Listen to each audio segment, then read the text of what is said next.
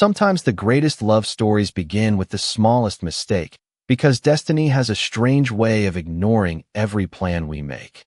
Emily Carter glanced at the glowing screen of her aging phone for what felt like the 100th time as she stood outside a cozy little cafe in downtown Seattle on a cool Friday evening.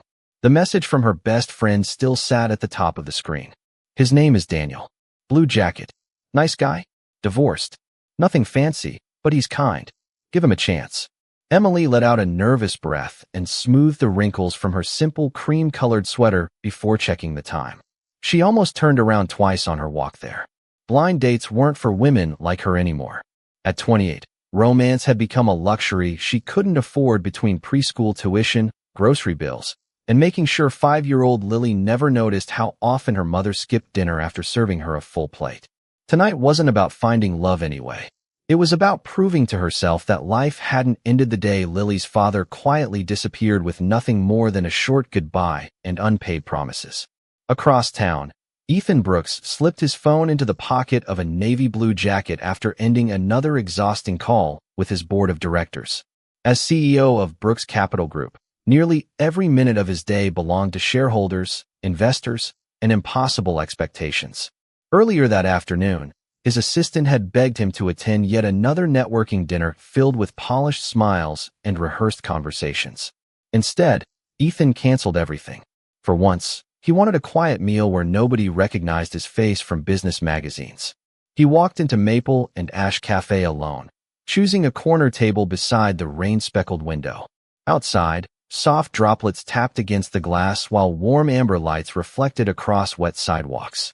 The smell of fresh coffee, cinnamon pastries, and grilled sourdough filled the room, wrapping every customer in comforting familiarity. Ethan loosened his collar and finally exhaled. Nobody greeted him with Mr. Brooks. Nobody asked for a signature or a donation. For the first time in weeks, he simply felt like another customer waiting for dinner. The bell above the cafe door chimed again. Emily stepped inside, brushing tiny raindrops from her hair. Her eyes immediately searched the room until they landed on a man sitting alone in a navy blue jacket exactly like the one her friend had described.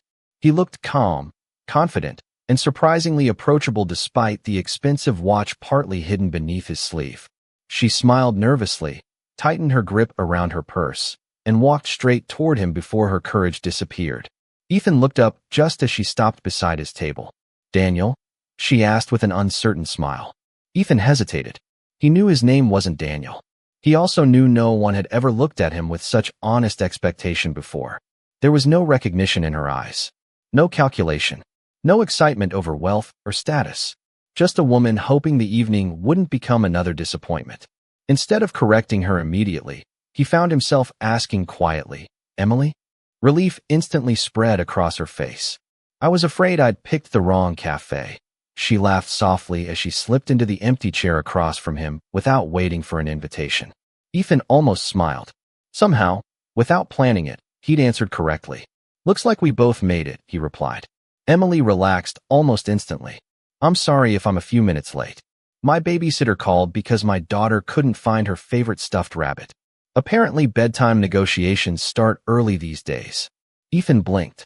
She mentioned having a child within the first minute. No hesitation. No attempt to hide the part of her life that many people on dating apps treated like unwanted baggage. It wasn't polished. It wasn't strategic. It was simply true. "How old is she?" he asked. 5. Emily answered, her smile growing warmer.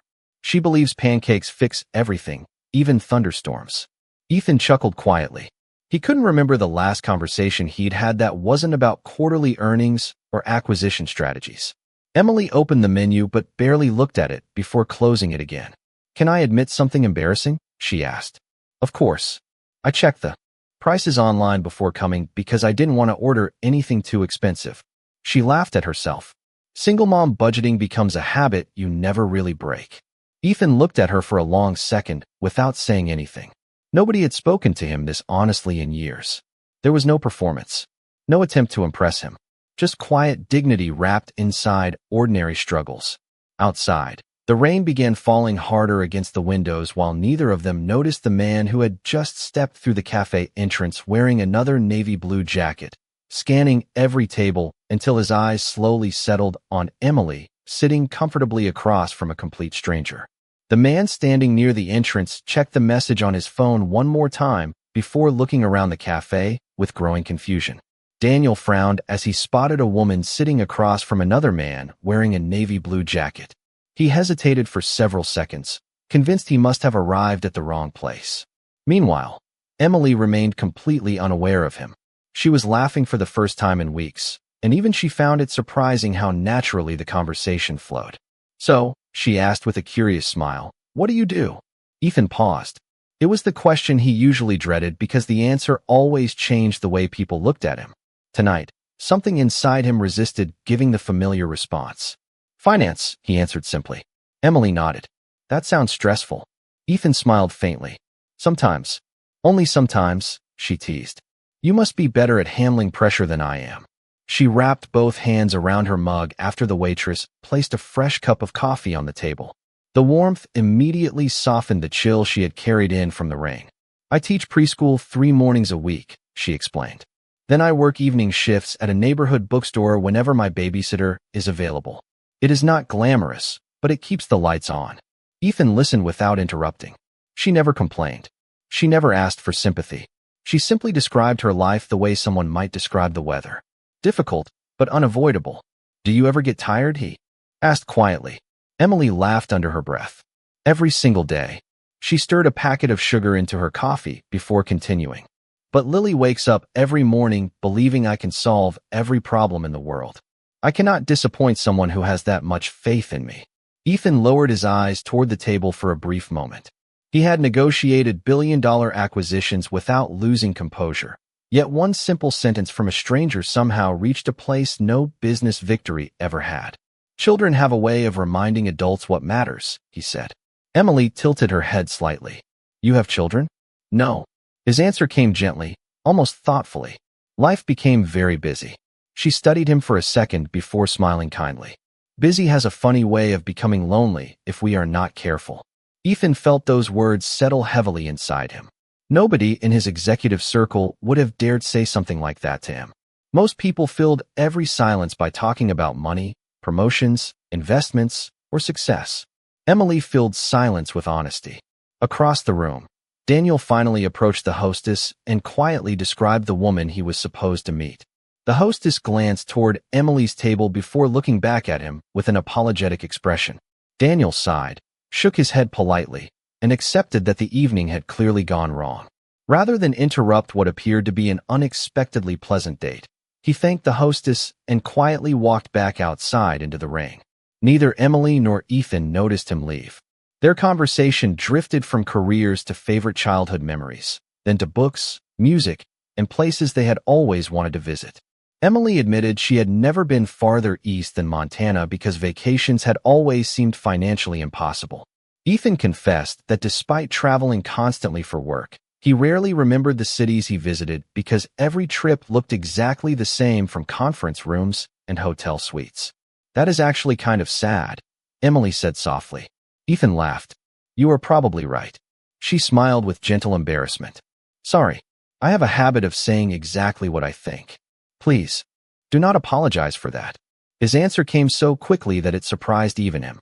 "It is refreshing." The waitress returned to refill their water glasses before placing the check neatly beside Ethan. Emily reached for it immediately.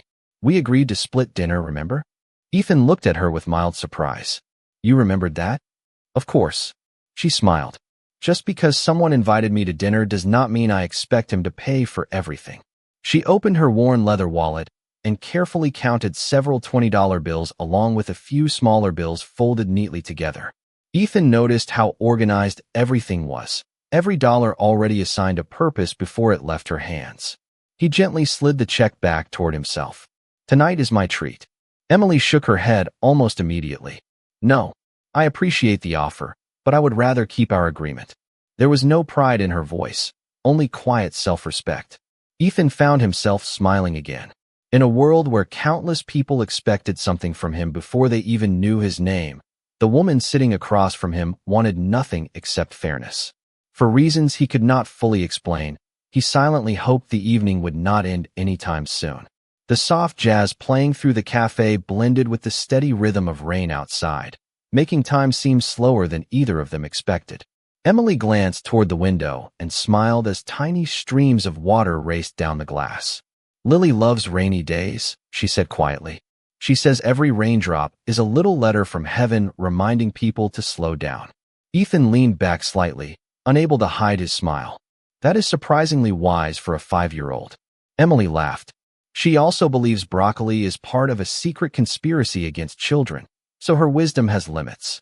They both laughed together, and for a brief moment neither of them noticed how effortless everything had become. Ethan had attended hundreds of executive dinners where every sentence carried hidden motives. This conversation carried none. Emily looked at the dessert menu before quietly setting it aside. Ethan noticed. "Nothing looks good?" he asked. She smiled politely. "Everything looks wonderful. I am just trying to remember what is already in my refrigerator before I spend money on dessert."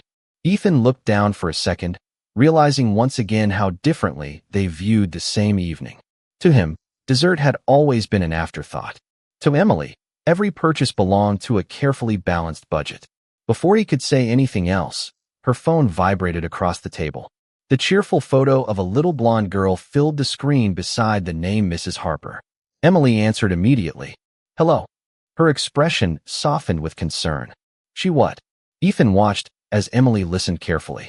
A small smile gradually returned. "Thank you for telling me. I will be there soon." She ended the call and released a relieved breath. "Everything all right?" Ethan asked. Emily nodded. "Lily wanted to tell me she finally fell asleep without her stuffed rabbit." She laughed softly. "Apparently she hugged one of my sweaters instead because it smelled like home." Ethan felt something tighten gently inside his chest.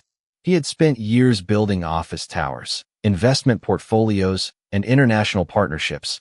Yet the image of a little girl sleeping peacefully while holding her mother's sweater somehow felt more valuable than any achievement hanging on the wall of his office. "You really love being her mother," he said. Emily looked almost surprised by the question. "It is the best thing that ever happened to me." She paused before adding honestly, "It is also the hardest." Ethan remained silent, allowing her to continue. "Some mornings I wonder whether I am doing enough, whether I am working enough hours, reading enough bedtime stories, saving enough money for her future. I think every parent probably worries about those things." She smiled to herself. "Then she hugs me for no reason at all, and suddenly the world makes sense again." Ethan lowered his eyes toward his coffee. He remembered his own childhood filled with expensive schools, private tutors, and endless expectations. His parents had loved him, but success had always been their language. Emily's language was completely different. It sounded like patience, sacrifice, and ordinary. Moments that could never be purchased. "You know," Emily continued with an embarrassed smile, "my friend almost canceled this date because she thought nobody would want to meet a single mother." Ethan looked directly at her. She was wrong. Emily laughed quietly. "Maybe. Dating is different now. Some people hear that I have a child and suddenly remember they have somewhere else to be." Ethan answered without hesitation. "Anyone who walks away because you love your daughter is walking away from the best part of you." Emily blinked, clearly caught off guard by the sincerity in his voice. She searched his face for several seconds before smiling with genuine gratitude. "That might be the nicest thing anyone has said to me in a very long time." Outside, the rain finally began to ease, leaving the streets shimmering beneath rows of golden streetlights. The waitress returned with 2 fortune cookies left over from another table's canceled order. "The kitchen was closing anyway," she said with a friendly smile. "Take them. Maybe they will bring you both some luck." Emily laughed and handed one to Ethan. "You first." Ethan cracked the cookie open and unfolded the tiny paper inside. He read the sentence silently before smiling to himself.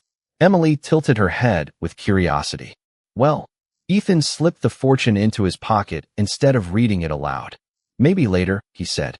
Emily rolled her eyes playfully before opening hers. She unfolded the paper, read the short message, and laughed so unexpectedly that several nearby customers looked over. Ethan could not help smiling. "What does yours say?" Emily looked at him with amused disbelief before slowly reading the words printed in dark blue ink. "The stranger sitting across from you may know your future better than you do." Neither of them noticed that, only a few blocks away, Ethan's executive assistant was searching frantically through the city, calling his phone again and again after discovering that the board meeting scheduled for the following morning had been moved to 8 o'clock, the very interview where one applicant named Emily Carter was expected to arrive. Emily carefully folded the tiny fortune and slipped it into her wallet beside a faded photograph of Lily holding an oversized pumpkin from last fall. "I guess I should keep this," she said with a shy smile. "My daughter collects little things that make her believe in magic." Ethan rested his forearms on the table. "And do you?" Emily thought about the question for several seconds before answering. "Not the fairy tale kind. I believe in people choosing kindness when they do not have to. That feels a lot more real." Ethan quietly absorbed every word. In boardrooms, people spoke about leverage, influence, and opportunity. Across from him sat a woman who measured life by kindness instead. His phone vibrated inside his jacket pocket for the 6th time that evening. He ignored it without looking. Emily noticed the movement and smiled apologetically. "You can answer it if you need to." "It can wait," Ethan replied calmly. "Are you sure?" "Very sure." Across the city, his executive assistant left another voicemail, growing increasingly concerned after discovering that every member of the board had been asking for the missing chief executive. Ethan had not ignored work like this in years, yet somehow the conversation unfolding inside the quiet cafe felt more important than another stack of financial reports. Emily glanced at the clock hanging above the espresso machine and sighed softly. "I should probably get home. Mrs. Harper has been wonderful, but I promised I would not stay out too late." Ethan nodded with understanding. "I will walk you to your car." Emily hesitated before smiling. "Thank you." They stepped outside together into cool evening air, scented with fresh rain and damp cedar. The sidewalks shimmered beneath rows of glowing streetlights while passing cars sent gentle sprays of water toward the curb. Seattle looked quieter after the storm, as if the city itself had taken a deep breath. Emily stopped beside an older silver sedan parked beneath a maple tree. She laughed with mild embarrassment. She has almost 200,000 miles on her, but she refuses to quit. Ethan smiled. "Sounds dependable." "She has to be. I cannot afford for either of us to retire." She unlocked the driver's door and placed her purse inside before turning back toward him. Tonight was different. Ethan met her eyes. "In a good way, I hope." "Definitely." She laughed softly. "I was expecting awkward small talk and polite excuses to leave early. Instead I forgot to keep checking the time." For a brief moment, neither of them spoke. The silence felt comfortable rather than uncomfortable, filled only by distant traffic and water dripping from tree branches. Emily finally broke it with a warm smile. "Thank you for listening." Ethan answered honestly. "Thank you for talking." Just as Emily reached for the driver's door, hurried footsteps splashed through a shallow puddle nearby. A man in his early 30s approached while catching his breath, his navy blue jacket darkened by the rain. "Excuse me," he called politely. Emily turned around, confused. The stranger looked from her to Ethan before giving an embarrassed smile. "This is going to sound ridiculous, but are you Emily Carter?" She blinked. "Yes." The man rubbed the back of his neck with an awkward laugh. "Then I owe you an apology. I am Daniel." Emily stared at him without understanding. "Daniel, your blind date." The words landed with complete silence. Emily slowly looked back at Ethan, then at Daniel, then down at the matching navy blue jackets both men were wearing. Her face turned bright red almost instantly. "Oh my goodness." She covered her mouth in horror. "You mean?" Daniel nodded with surprising good humor. "I came into the cafe about 20 minutes after our scheduled time. I saw the two of you talking and honestly thought maybe you had changed your mind after meeting someone else." Emily closed her eyes for a second. "I am so sorry. My friend only told me to look for a man in a navy blue jacket." Daniel burst into gentle laughter. "Well, that explains everything." Emily turned toward Ethan, completely mortified. "You knew?" Ethan smiled sheepishly before answering. "I realized something had been mixed up after you called me Daniel." "Why did you not tell me?" she asked. Ethan paused, searching for the most honest answer he could give. "Because after the first few minutes, I did not want the conversation to end." Emily stood speechless beneath the glowing streetlight while the rainwater continued dripping softly from the maple leaves overhead, realizing that the most unexpected evening of her life had begun with nothing more than a simple mistake neither of them had been willing to correct. Emily wished the rain would somehow wash away the embarrassment burning across her face. She looked from Daniel to Ethan and back again before letting out a nervous laugh that sounded far more fragile than she intended. I cannot believe I actually spent almost 2 hours talking to the wrong person. Daniel smiled kindly and raised both hands in surrender. Honestly, I think fate handled this evening better than any dating app could have. Emily apologized again, but Daniel simply shook his head. Please do not worry about it. I only came over because I wanted to make sure you were all right. The moment I saw you smiling inside the cafe, I figured interrupting would have been the rude thing to do. Emily thanked him sincerely. After exchanging a few friendly words, Daniel wished them both a pleasant evening and walked toward his own car with an amused smile, leaving Emily and Ethan standing beneath the soft glow of the streetlight. Silence settled between them again. This time it carried a mixture of awkwardness and something neither of them could quite name.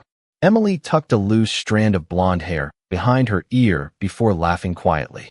This has to be the most embarrassing date in American history. Ethan smiled. I am not complaining. She looked at him with disbelief. You are not. He shook his head. No. I enjoyed every minute of it. Emily lowered her eyes, unable to hide the smile slowly appearing across her face. Before she could answer, she turned the key inside the ignition of her aging sedan. The engine struggled for several seconds before falling completely silent. She tried again. The starter clicked weakly, then nothing. Emily closed her eyes for a brief moment. Please, not tonight. She tried once more with the same result. Ethan stepped closer without sounding alarmed. Does it do this often? Emily sighed. Only when life decides I need another challenge. She forced a laugh that did not quite reach her eyes. Usually she starts on the third try. The fourth attempt produced only another tired clicking sound. Emily rested both hands on the steering wheel. I had the battery checked last month. Maybe it is something else. Ethan looked around the nearly empty street before glancing back at her. Would you mind if I took a look? Emily stepped aside. Be my guest. Although I should warn you my mechanical knowledge begins and ends with windshield washer fluid. Ethan opened the hood and examined the engine under the yellow streetlight. He was no mechanic, but years of driving old cars through college had taught him enough to recognize obvious problems. After a minute, he gently closed the hood. I think this is beyond a quick fix. Emily nodded, disappointment quietly settling over her shoulders. That figures. She immediately reached for her phone. I will call a rideshare and deal with the car tomorrow. She opened the application before her expression changed. That is strange. Ethan looked at her. What happened? She turned the screen toward him. There are no drivers nearby. The rain must have everyone booked. Ethan checked his own phone. Every available ride showed an estimated wait of nearly 45 minutes. Emily glanced toward the dark sky. Mrs. Harper has Lily. She promised she would stay as long as necessary, but I hate making people wait because of my problems. Ethan slipped his phone back into his pocket. I parked just around the corner. Emily looked at him uncertainly. I appreciate the offer, but I cannot ask you to drive me across town. You are not asking. He smiled warmly. I am offering. She hesitated. Every lesson she had ever learned about personal safety reminded her to be cautious. Yet throughout the evening, Ethan had never once made her feel uncomfortable or pressured. He had listened more than he spoke. He had respected every boundary without needing to be told. Most importantly, she realized she trusted the kindness she had seen in him. All right, she said softly. Thank you. They locked her car and began walking together toward the parking garage 1 block away. As they rounded the corner, Emily suddenly stopped. Parked beneath the overhead lights was not an ordinary sedan, but an elegant dark gray luxury vehicle that looked completely out of place beside the surrounding compact cars. She stared at it before slowly looking back at Ethan. I thought you said you worked in finance. Ethan gave a small, almost apologetic smile as he unlocked the driver's door. I do. Emily glanced once more at the vehicle, then back at the man she thought she had begun to understand. For the first time that evening, she quietly wondered if there was far more to Ethan than he had allowed her to see. Emily stood beside the passenger door for a moment, studying the elegant vehicle with quiet disbelief. The polished finish reflected the city lights like liquid silver, and the interior looked more luxurious than any place she had ever ridden in. She looked back at Ethan with a puzzled smile. Finance must pay better than teaching preschool. Ethan laughed softly as he opened the passenger door for her. Some years are better than others. Emily climbed inside, still unsure what to make of him. The leather seats were warm. The cabin smelled faintly of cedar and fresh coffee, and soft piano music played at a volume barely above the sound of the rain. Nothing about the car felt flashy. It simply felt peaceful. Ethan settled behind the wheel and started the engine. The vehicle moved smoothly onto the rain-soaked streets, gliding through downtown Seattle beneath rows of glowing streetlights. For several minutes, neither of them spoke. The silence felt comfortable until Emily finally smiled to herself. I have to admit something. Ethan glanced toward her briefly before returning his attention to the road. Go ahead. When I first walked into the cafe, I thought you looked too confident to be on a blind date.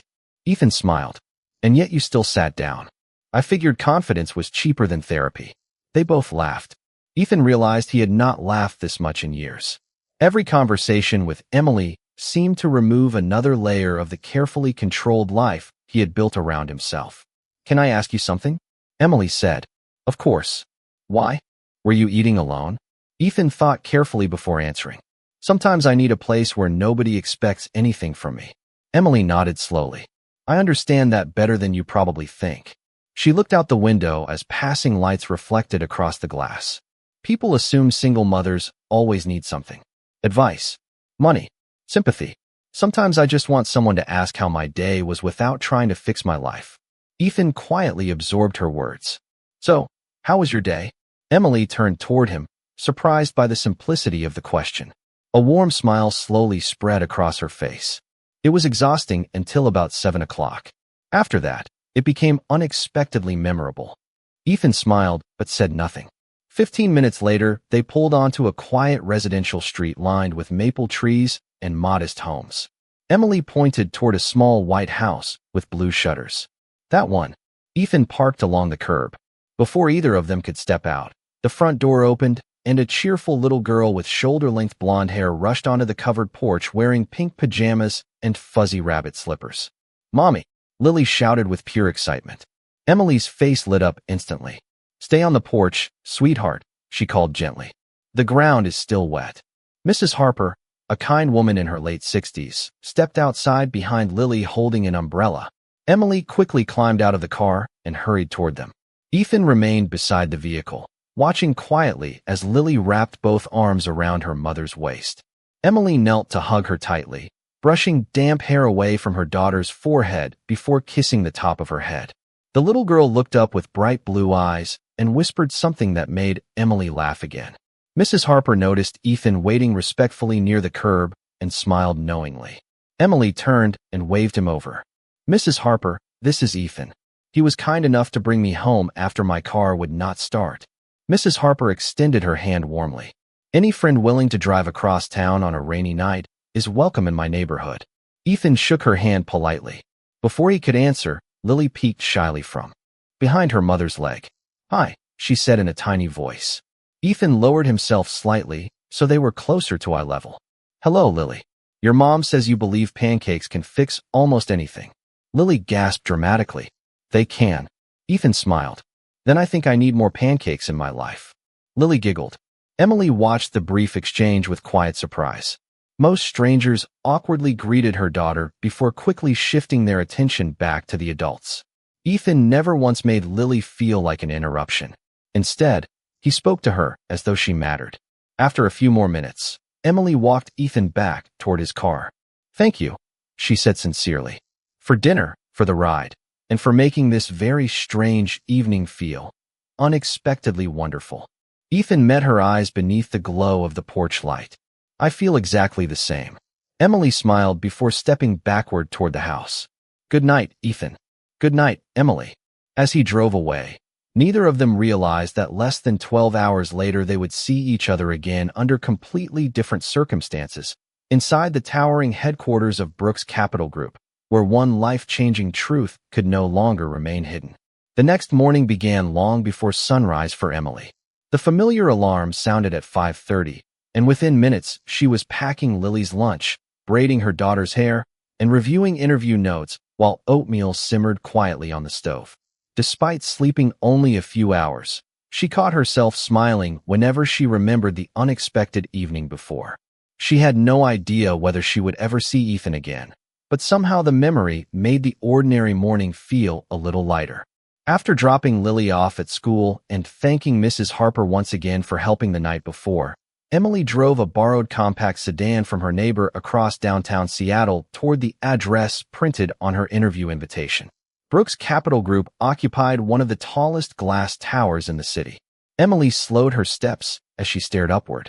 The building seemed to disappear into the clouds, its polished windows reflecting the morning sun like sheets of silver. She quietly reminded herself that she was only there for an administrative coordinator position. She did not need to impress everyone. She simply needed to be herself. Inside the spacious lobby, polished marble floors reflected elegant chandeliers while employees in tailored suits crossed the room carrying tablets and coffee cups. Emily suddenly felt painfully aware of her simple navy blouse and carefully pressed gray skirt. They were the nicest clothes she owned, yet they seemed ordinary compared to everything around her. A friendly receptionist greeted her with a warm smile. "Good morning. Name, please." "Emily Carter. I am here for the 9 o'clock interview." The receptionist located her appointment immediately and handed her a visitor badge. "You are expected on the 42nd floor. The executive assistant will meet you there." Emily thanked her and stepped into the elevator with several other applicants. Everyone appeared polished and confident, quietly reviewing resumes or scrolling through professional profiles. Emily instead reached into her purse and touched the folded fortune she had saved from the cafe. She smiled to herself before slipping it back into her wallet. 42 floors above, Ethan walked briskly through the executive hallway while several department heads struggled to keep pace beside him. His assistant, Claire, carried a digital tablet filled with meeting updates. "The board has already assembled," she said. "Your interview panel begins in 15 minutes." Ethan nodded. "Good. Let us stay on schedule." Claire hesitated before adding, "There is one more thing. You disappeared completely last night. Half the executive team thought something terrible had happened." Ethan smiled faintly. Nothing terrible happened. For reasons he could not fully explain, it had been one of the best evenings he could remember. Emily followed another assistant into a modern conference room overlooking the Seattle skyline. Floor-to-ceiling windows filled the room with natural light. A pitcher of water, several notebooks, and neatly arranged chairs surrounded a long walnut table. Emily took a slow breath, reminding herself that this interview represented stability for Lily more than anything else. One by one, members of the interview panel entered the room. Each greeted her politely before taking a seat. Emily answered their opening questions with calm honesty, describing her experience organizing classrooms, managing bookstore inventory, coordinating volunteers, and balancing multiple responsibilities while raising a child. The executives exchanged approving glances. Her resume was modest, but her composure and practical problem-solving stood out. Then the conference room doors opened once more. Every executive at the table immediately stood. Emily instinctively rose with them, assuming another senior manager had arrived. Calm footsteps echoed across the polished floor. "Good morning, everyone," a familiar voice said. Emily froze before she even looked up. Her heart skipped once, then again. Slowly, almost afraid to confirm what she already suspected, she lifted her eyes. Ethan walked confidently toward the head of the table, wearing a perfectly tailored charcoal suit. The relaxed man from the cafe had disappeared. In his place stood someone every person in the room greeted with unmistakable respect. Claire placed a folder before him. "Good morning, Mr. Brooks." The title echoed through the silent room. Emily felt the color drain from her face. Brooks. Brooks Capital Group. The name suddenly connected with the towering building around her, the luxury car, the unanswered phone calls, and every careful answer Ethan had given without ever actually lying. Ethan looked directly at her. Surprise flashed across his face as well, though only for a fraction of a second. Neither of them had expected Destiny to arrange a second meeting less than 12 hours after the first. Around the table, the executives noticed the unusual silence, but misunderstood it as ordinary interview nerves. Emily tightened her grip beneath the table, trying to steady her breathing. The fortune cookie message quietly echoed in her memory. "The stranger sitting across from you may know your future better than you do." Suddenly, those simple words no longer felt like a coincidence. Emily forced herself to take one slow breath before sitting back down. Every instinct told her to gather her resume, apologize for the misunderstanding, and leave before anyone could see the embarrassment written across her face. Across the table, Ethan remained composed, but inside he was no less surprised. He had spent the entire drive to the office thinking about the woman whose honesty had made him forget an evening full of corporate obligations. Never once had he imagined she would be sitting in his own conference room the following morning. Claire quietly distributed the remaining interview materials while the executives resumed their seats. Ethan glanced once at Emily before addressing the room. "Thank you all for being here. Let us continue." His voice carried the calm authority everyone expected from the leader of Brooks Capital Group. Yet Emily could still hear the same gentle tone that had asked about Lily the night before. One executive smiled politely at her. "Mrs. Carter, could you tell us about a difficult situation you handled successfully?" Emily hesitated for only a second. She refused to let the unexpected discovery define her interview. Straightening her shoulders, she answered honestly. "For the past 5 years I have balanced 2 jobs while raising my daughter alone. Every day requires planning, flexibility, and staying calm when something unexpected happens. Yesterday my car broke down, my babysitter stayed late, and I still arrived here prepared because responsibility does not disappear when life becomes inconvenient." Several interviewers nodded with quiet approval. Ethan listened carefully without interrupting. She never mentioned meeting him. She never attempted to use their unusual connection to gain an advantage. Another executive leaned forward. "What motivates you most in a workplace?" Emily smiled softly. "Feeling that my work genuinely helps someone else's day become easier. Titles matter less to me than knowing people can depend on me." Ethan remembered her words from the cafe. "I believe in people choosing kindness when they do not have to." The consistency between who she had been the night before and who she was now impressed him even more. After another series of thoughtful questions, the formal interview concluded. One by one, the executives thanked Emily for her time before leaving for their next meetings. Within moments, only Ethan and Emily remained inside the conference room. Silence filled the spacious office as morning sunlight poured through the floor-to-ceiling windows. Emily finally broke it with a nervous laugh. "You really work in finance." Ethan smiled apologetically. "I told you the truth. I just did not tell you all of it." She folded her hands together. "You are the chief executive officer." "Yes." Emily shook her head slowly, still trying to process everything. "You could have corrected me at any moment." Ethan met her eyes. "I almost did. More than once." "Why did you not?" He looked toward the city skyline before answering honestly. "Because for the first time in a very long time, someone was talking to me instead of talking to my position. You treated me like an ordinary person. I did not want to lose that." Emily remained quiet. His answer carried no arrogance, only unexpected loneliness. "I feel a little foolish," she admitted. Ethan gently shook his head. "Please do not. Last night reminded me of something I had almost forgotten." "What was that?"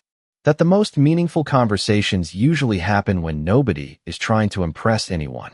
Emily smiled despite herself. "I suppose accidentally choosing the wrong table turned out better than choosing the right one." Ethan laughed softly. "I agree." Before either of them could continue, Claire knocked lightly on the open door. "Mr. Brooks, the board is waiting." Ethan nodded. "I will be there in a moment." Claire disappeared again, leaving the door slightly open. Emily picked up her resume and visitor badge. "I should go." As she reached the doorway, Ethan spoke once more. "Emily." She turned around. "Whatever happens with this position, I want you to know something." She waited quietly. "Nothing that happened last night will influence the hiring decision." Emily gave a small nod of appreciation. Before he could continue, she smiled warmly and answered, "I would not want it to. If I work here, I want it to be because I earned it." Ethan watched her walk down the executive hallway with calm confidence, realizing that her quiet dignity had once again said exactly what he had hoped to hear. Outside the conference room, however, not everyone had missed the unusual familiarity between the company's chief executive officer and one seemingly ordinary applicant, and whispered conversations had already begun spreading through the office before either of them realized a new challenge was quietly waiting just beyond the elevator doors. 3 weeks later, Brooks Capital Group announced the results of its hiring process. Out of more than 100 applicants, Emily Carter received the position. The official evaluation praised her organization, problem-solving ability, and calm judgment under pressure. Nothing in the report mentioned a rainy evening, a mistaken blind date, or an unexpected dinner. Ethan had kept his promise. He had removed himself from the final voting process entirely, allowing the executive committee to make the decision independently. Emily accepted the offer with quiet gratitude, determined to prove she belonged there. The first few weeks were not easy. A few employees whispered whenever she walked through the office. Some assumed she had received special treatment after noticing the brief familiarity between her and the chief executive officer during the interview. Emily never argued. She simply arrived early every morning, worked carefully, stayed late whenever necessary, and treated every person in the building with the same respect she had shown Ethan in the cafe. Little by little, the whispers disappeared. Her teammates discovered that she solved problems without seeking attention, stayed behind to help others finish impossible deadlines, and somehow remembered the names of everyone from senior managers to the overnight cleaning crew. One afternoon, a major client presentation nearly collapsed after a scheduling error left several departments working from different versions of the same report. While executives searched for someone to blame, Emily quietly gathered every team into one conference room, organized the missing information, and rebuilt the presentation before the client arrived. The meeting became one of the company's most successful contract renewals of the year. When the board congratulated Ethan afterward, he simply smiled and replied, "The credit belongs to the people who quietly do the work when nobody is watching." Emily heard those words from the back of the room, but kept writing her notes, never expecting anything more. Months passed. Spring slowly became summer. One Saturday afternoon, Brooks Capital Group hosted a community family festival supporting local children's literacy programs. Employees volunteered alongside their families, reading stories, collecting donated books, and organizing games for neighborhood children. Emily arrived holding Lily's hand. The little girl immediately spotted Ethan across the park helping several children assemble wooden birdhouses.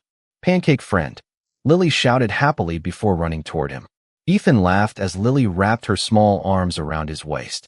"Hello, Miss Pancake Expert," he said. "Did Pancake solve any problems this week?" Lily nodded with complete confidence. Mommy smiled more. Emily walked over, laughing softly.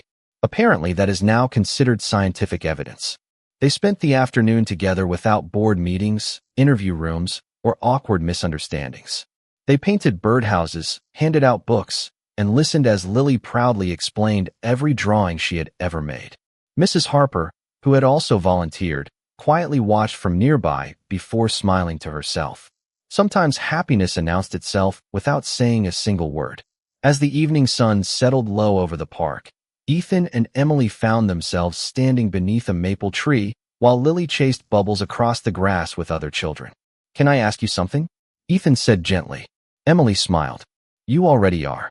He laughed before growing serious. "Do you remember what you told me the first night we met?" She thought for a moment. "I said a lot of embarrassing things. You said you believed in people choosing kindness when they did not have to." Emily nodded. "I still do." Ethan looked toward Lily, then back at Emily. "That night, I thought you had mistaken me for someone else. Looking back, I think I was the one who had been mistaken. I believed success came from building bigger companies. You reminded me that the strongest things we build are trust, compassion, and the people we choose to care for." Emily felt tears gather gently in her eyes, not from sadness, but from the quiet certainty that some moments changed a life forever without making any noise at all. She reached into her wallet and unfolded the small fortune she had carried every day since that rainy evening. The paper had softened around the edges from being opened so many times.